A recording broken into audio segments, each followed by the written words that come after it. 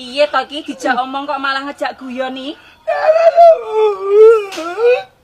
Wis mbung Dut, wong dijak omong wong tuwek malah ngentahi. Pak No. Gendut ki mang nyapa kok malah koyo ngene iki? Aku dhewe yo gak ero Mbak Noni. Wong bar menek wit ngguri omah lho, medhuk langsung ngono kuwi. Kowe iki mau lho Dut, gek golek apa petengkrehan turut wit kono kuwi? Cara ngerti ana ya tak omongi Mbak Noni, tak pengen ngono. Wiwite gawat kaliwat-liwat angkere lho ndak umum. Lho, sampean krungu dhewe to Mbak Noni. Bar medhuk kowit kono langsung rasane jari awake gatel. Walah Dut, gek kowe iki mau lho terutusan teko mburitan kono lho gek golek apa?